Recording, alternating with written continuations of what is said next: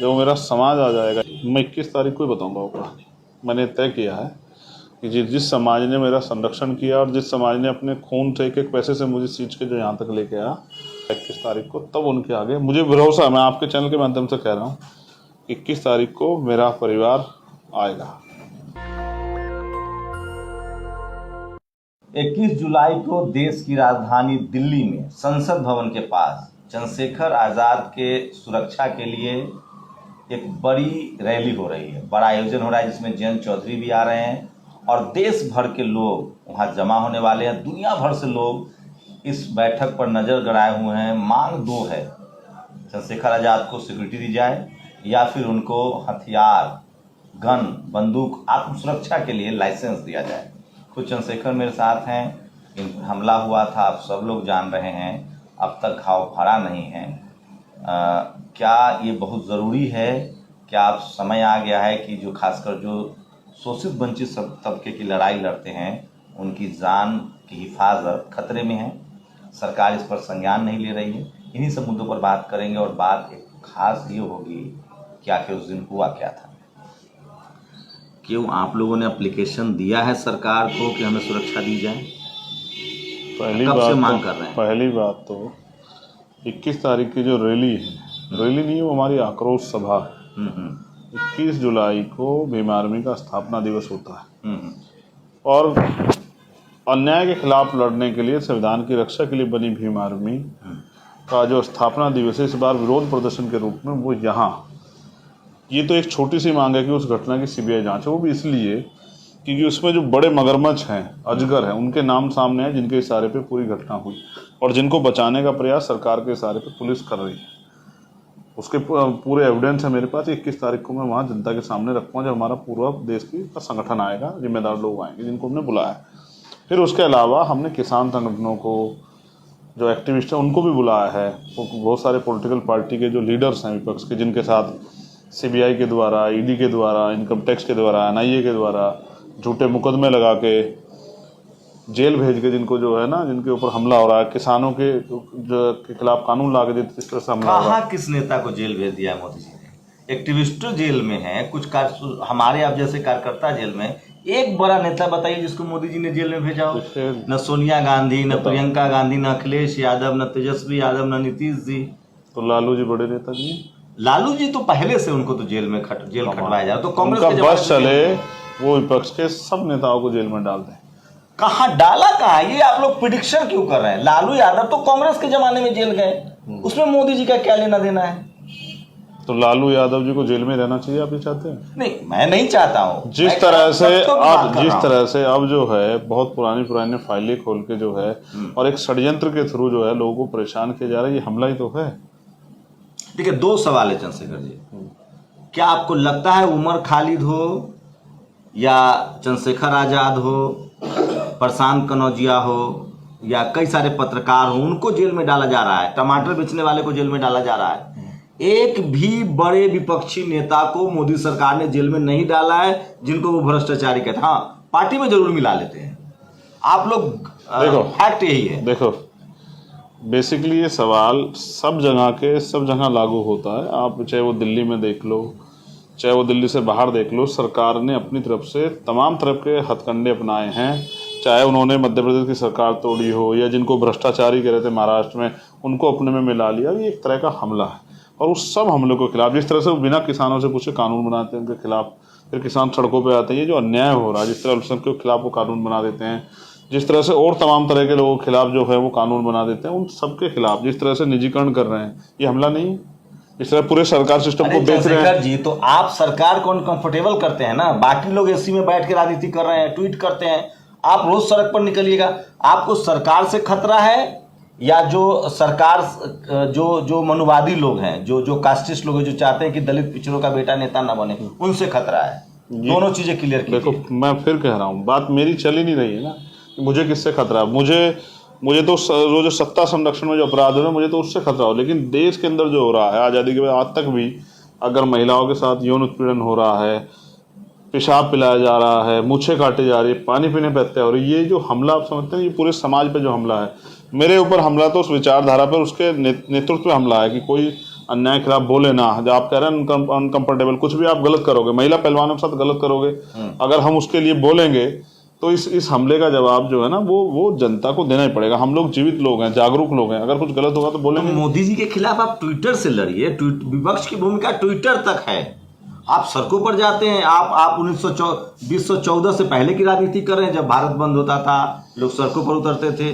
भाई मैं जिनको नेता मानता हूँ, चाहे वो बाबू जगदेव प्रसाद कुशवाहा रहे हों, जननायक कर्पूरी ठाकुर रहे हों, बाबा साहब अम्बेडकर रहे हों, बाबा साहब ने नहीं मार्च सत्याग्रह किया, कालाराम मंदिर आंदोलन किया, मानवर काशीराम साहब ने नहीं मंडल कमीशन पे इतना बड़ा आंदोलन किया, शराब भट्टी के खिलाफ जो उन्होंने आंदोलन किया, आमना रामसु वर्मा जी रहे हों, या जो और हमारे नेता रहे जिन्होंने कहा सड़कें सुनी नहीं होनी चाहिए, हम तो उनके आंदोलन को आगे बढ़ा रहे हैं, उनके विचार के साथ खड़े हैं। मैं जानता हूं अगर सब लोग ट्विटर से लड़ेंगे तो फिर तो सरकार निरंकुश हो ही जाएगी। लोकतंत्र है, हमें सत्ता को निरंकुश करने होने से रोकना। सत्ता आप सेट क्यों नहीं हो जाते हैं? ऐसे लोग आजकल सेट हो रहे हैं, इधर चाहे उधर, कोई सांसदी ले रहा है, कोई मंत्रिमंडल ले रहा है। आप सड़क पर आने की जिद क्यों पाले हुए हैं? देखिए, जिस विचारधारा का आंदोलन हम लोग चला रहे हैं, विचारधारा पर जो आधारित आंदोलन है, उसमें कोई सेटिंग गेटिंग हो ही नहीं सकती है। क्योंकि मानवर काशीराम साहब कहते थे अगर कोई सहारा देगा तो इशारा भी देगा। हम यहाँ बहुजन आंदोलन को आगे बढ़ाना चाहते हैं ईमानदारी से, किसी के इशारे पर रह के वो कामयाब नहीं हो सकता, इसलिए हमें अपना स्वतंत्र आंदोलन चलाना पड़ेगा। इसके खतरे का अनुमान है आपको? इससे बड़ा क्या खतरा होगा? जान से बड़ा। भाई आदमी जेल में रह ले, मुकदमा हो जाए, झूठे आरोप लग जाए, लेकिन जब जान ही सुरक्षित रहेगी, जब मैं इस खतरे से नहीं डर रहा तो और किस खतरे डर? ये देश बचाने की लड़ाई है। तो मैं वही कह रहा हूँ, सेट हो जाएगी ये संविधान। अरे भैया कमाल, कैसे लोग सेट हो रहे हैं साहब, कमाल। अब मैं फिर आपसे ही कहूंगा, अगर मैं जिनको महापुरुष मानता हूँ, जिनके रास्ते पे चल रहा हूँ, जब वो सेट नहीं तो मैं क्यों सेट हो जाऊँ? जिनको सेट होना है वो हो जाएंगे। मेरे जैसे लोग सड़कों पे अच्छे लगते हैं। और अगर संविधान बचाने की बात हम लोग करते हैं, देश के बेरोजगारों की बात हम करते हैं, महंगाई के विरोध में बात करते हैं, तो जनता के बीच में जाना पड़ेगा। आज की जो पॉलिटिक्स है वो पॉलिटिक्स जिस तरह से सुविधा की पॉलिटिक्स होगी, उसको के काम चला लीजिए आप। तो चला तो सवाल हो, आप सड़क पर क्यों जाते हैं? भाई बहुत सारे लोग चला तो रहे हैं शंभू जी, सब एक जैसे थोड़ा ही हो जाएंगे, पांचों उंगलियां बराबर होती हैं, आपने देखी? सबके अपने कर्म होते हैं। और देखो, मैं जाति को नहीं कर्म को प्रधान मानता हूँ। आप अभी भी आप डर गए? आप ये कह रहे हो किसान घर में बैठ के ट्विटर से फसल उगाना स्टार्ट कर दे, ऐसा हो सकता है क्या? संभव? देखो, हम हक वंचित समाज के लोग हैं, हमें उस बंजर भूमि में जाके हल चलाना पड़ेगा और वहाँ मेहनत करनी पड़ेगी, समय पे बीज लगाना पड़ेगा, रात के अंधियारे में ठंड में पानी देना पड़ेगा, तब जाके फसल मिलेगी। हमारे लिए रास्ते इतने आसान थोड़ा ही हैं। अगर आप सोचते हो कि हम लोग कंफर्टेबल में या इसी में सुविधा की राजनीति कामयाब जंग नहीं हो सकते हैं।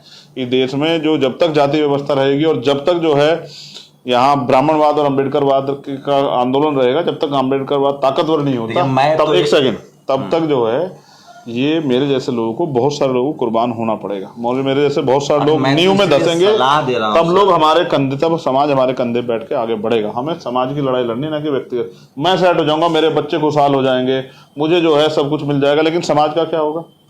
मैं तो एक सलाह दे रहा हूँ, मैं लड़ाई अपने लिए नहीं, समाज के लिए लड़ रहा हूँ। मैं तो एक सलाह दे रहा हूँ कि ऐसे दौर में इतना नाम है आपका, अब आप एस्टेब्लिश भी हो चुके हैं, सेट होने का वक्त है। कहीं किसी पार्टी, किसी संगठन में समय, आपको पब्लिक के लिए सड़क पर आना क्यों है?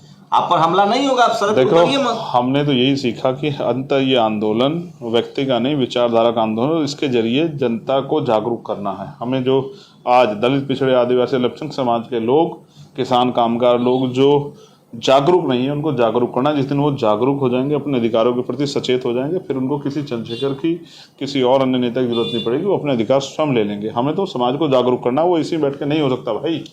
लोग देखिए, लोग जिस कम्युनिटी के हैं ना, उस कम्युनिटी की बात करते हैं। आपकी दिक्कत यह है कि आपको मुसलमानों के लिए भी लड़ना है, किसानों के लिए भी लड़ना है, वंचित समाज के लिए भी लड़ना है, पिछड़ों के लिए भी लड़ना है। आप सबका जिम्मा क्यों लेके घूम रहे हैं? आप अपनी कम्युनिटी की बात कीजिए। मेरी कम्युनिटी तो यही है, मैं बहुजन। बहुजन में SC ST मानवर काशीराम साहब समझा के गए, बुद्ध भी समझा के बहुजन हिताय बहुजन सुखाए। तो हम हक वंचित समाज की लड़ाई लड़ रहे हैं। हम लोग किसान जातियों के लोग हैं, तो क्यों नहीं लड़ेंगे लड़ाई भाई? क्या हम किसान जातियों से यही कहें कि भाई हमें वोट दे? तो उनके, जब उनके अन्याय होगा, उनकी लड़ाई कौन लड़ेगा भाई? जब मुसलमानों के साथ, जैन के साथ, बौद्ध के साथ, सिख के साथ अन्याय होगा, आदिवासी के साथ अन्याय होगा, तो क्या करूं मैं? घर में बैठकर तमाशा देखूं, उनको मरने के लिए छोड़ दूं? फिर काहे की राजनीति? इससे अच्छा तो जो है कोई उद्योग कर लेना चाहिए मुझे। देखो भाई, फिर कह रहा हूँ, आप गलत ट्रैक पर मत जाओ। असल लड़ाई तो यही है, जो लोग नहीं लड़ रहे हैं उनको भी लड़नी चाहिए मेरी तरह, इस तरह आके, तभी जाके जनता जागरूक होगी। देखिए, ये भारत में खासकर जो शोषित वंचित समाज के लोग नेता रहे हैं वो सेट होते रहे। आप मेरा आखिरी सवाल है, उसके बाद दूसरे टॉपिक है। आप उस कंडीशन में, आप उस सिचुएशन में हैं कि आप आराम से बाकी राजनीति कर सकते हैं, एमएलए एमपी बन सकते हैं, संसद जा सकते हैं, आप सड़क पर उतरेंगे ही नहीं, आपको कोई खतरा ही नहीं है। बहुत अच्छी बात है। तो इसका मतलब जो है, आप कोई ऑफर लेके आए हो? मैं आपसे ये कह रहा हूँ, हमें अंत समाज में लीडरशिप पैदा करनी है और लीडरशिप के जरिए समाज के हितों की रक्षा करनी है। मेरे सेट होने से या मेरे जैसे 10-20 लोगों के सेट होने से फ़र्क नहीं पड़ेगा। इस देश में करोड़ों लोग हैं जिनके पास अच्छे कपड़े नहीं हैं, पीने के लिए अच्छा पानी नहीं, खाने के लिए अच्छा भोजन नहीं, कोई सुख सुविधा नहीं, सर पे छत नहीं। उनकी लड़ाई भी तो लड़नी पड़ेगी भाई। हम पे समाज का कर्ज है। आज हम अपने महापुरुषों के संघर्ष की वजह से यहाँ तक पहुँच पाए। अगर हम लोग संघर्ष नहीं करेंगे तो समाज कैसे खड़ा होगा भाई? आप समझो। अब दोबारा इस बात पे सेट वाली पे मत आओ। एक और तो ऐसा कीजिए ना, आजकल कैमरा लेके लोग किसानों के साथ भी मिल लेते हैं, मजदूरों के साथ भी मिल लेते हैं। आप आंदोलन में मत जाइए, कैमरा लीजिए, अपने लोगों को रखिए और तस्वीरें जलवाइए, कभी धान रोपते हुए, कभी बाइक ठीक करते हुए, शूट करवाइए। राजनीति में तो आपका हितैषी हूँ, इसलिए कह रहा हूँ कि ये सब जो नया स्टंट है राजनीति का, सड़कों वाली राजनीति का दौर खत्म है साहब। कौन हमने बहुत अच्छे लोगों को, आप कह रहे हम जंतर मंतर पर उतरेंगे? हमने बहुत अच्छे लोगों को जमीन पे आना सिखा दिया पिछले कुछ समय में। लोग आते नहीं थे, आज आप देखो आते हैं। आज जाते हैं लोग जनता के बीच में, पहले कोई जाता भी नहीं था। आज गाड़ी पे खड़े होकर भी नारे लगाते हैं, आज आंदोलन भी करते हैं। ये पिछले लंबे समय से जो 7-8 साल से भीम आर्मी ने संघर्ष किया है, उसकी देन है। पहले तो कोई किसी दुख सुख में भी नहीं जाता था, लोग ये कहते जितना ये लोग पिटेंगे उतना हमें ये वोट करेंगे। अब लोग जाते हैं, ज्ञापन भी जाके पकड़ाते हैं। अब बहुत कुछ बदला है। हम लोग परिवर्तन चाहते हैं, सामाजिक परिवर्तन, आर्थिक परिवर्तन। माननीय काशीराम साहब का आंदोलन था, उसको कामयाब करने के लिए। चंद्रशेखर जी, आपको मजाक लग रहा है? आपको पता है कितना सीरियस अटैक हुआ आप पर, इसके बाद भी आपके जहन में डर नहीं है? आप बदलने के लिए तैयार नहीं है? किस बात का? सड़कों पर निकलते हैं। मेरा नाम चंद्रशेखर आज़ाद है। मेरा नाम चंद्रशेखर आज़ाद है। माने गुलामी जैसे शब्द जो है, मैं उनके विरोध में ही मेरा नाम मेरे फादर ने चंद्रशेखर आज़ाद रखा। तो ना मैंने गुलामी कभी देखी, ना मैंने गुलामी कभी सही, ना मैं सहूँगा। और हमेशा गुलामी के खिलाफ ये आंदोलन हमारा जारी रहेगा। मौत एक बार आएगी, लेकिन मेरे जाने के बाद लोग मुझे किस लिए याद करें? रोज़ लोग पैदा होते हैं, रोज़ लोग मरते हैं। मैं अपनी ड्यूटी अदा करके जाऊंगा। जब भी इस दिन में जाऊंगा, मैं लोगों को जागरूक करते हुए और लोगों में चेतना पैदा करते जाऊंगा। आप देखना, आने वाले कल में ये आंदोलन और ताकतवर होगा। ये हिंसा जो है ना, हमारे लोगों को अंदर से मजबूत कर रही है। एक चंद्रशेखर जाएगा ना तो 1000 चंद्रशेखर पैदा होंगे। आपको इस बात का एहसास है? और आप मैं समझता हूँ आपकी गंभीरता, आप बहुजन साथी हैं, आपके मन में इस बात को लेकर डर है। लेकिन मैं कह रहा हूँ कि ये आज मेरे साथ है, कल आपके साथ। आप भी बंद कर दो पत्रकारिता, घर बैठ जाओ। मैं तो अपने ऑफिस से कर रहा हूँ, मैं तो वही कह रहा हूँ। आपके तो सारे चैनल आपकी राजनीति ऑफिस में बैठ के हो सकती है। आप मत आना जंतर मंतर पे, मैं आपकी सुरक्षा के लिए कह रहा हूँ। मुझे तो समाज का मनोबल बढ़ाने के लिए जाना है और मैं जाऊँगा। चंद्रशेखर जी, आपकी पूरी राजनीति एसी रूम में बैठ के हो सकती है। सारे टीवी चैनल्स, आपको पता भी कितनी रेटिंग है।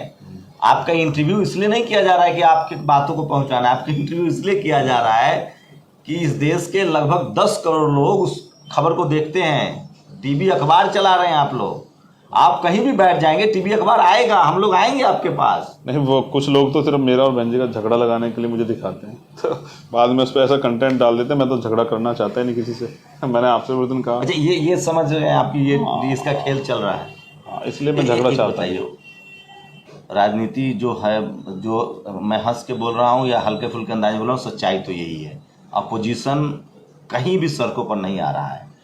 1-2 जगह तभी वो आए हैं जब उनके गले पर हाथ पड़ रही है। जनता के मुद्दे जैसे टमाटर, महंगाई या इस सब मामले पर तो अपोजिशन सड़क पर आ नहीं रहा। ये फैक्ट है, इसको आप नहीं मना कर सकते हैं।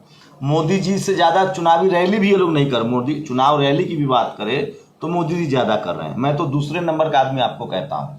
मोदी जी सबसे ज़्यादा घूमते हैं, तो उनके पास तो लाव लश्कर है, प्रधानमंत्री हैं, अपना जहाज है, तमाम संसाधन है।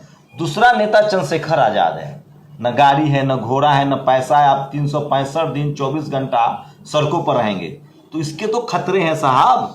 देखो भैया, बाबा साहब अम्बेडकर ने आंदोलन चलाया, इतना बड़ा परिवर्तन किया, उनको भी खतरा रहा होगा। माननीय काशीराम साहब को भी खतरा होगा। हर जिस महापुरुष ने आंदोलन, उनको खतरा होगा। मैं तो उनका सिपाही हूँ, मैं इस खतरे से क्यों डरूँ? जब मैं सच्चाई के रास्ते पे हूँ, ईमानदारी के रास्ते पे हूँ, कमज़ोर लोगों को बुनियादी सुविधा, अवसर और सम्मान का जीवन देना चाहता हूँ। ये अच्छा काम है, इसके लिए खतरे होंगे, लेकिन ये वो जो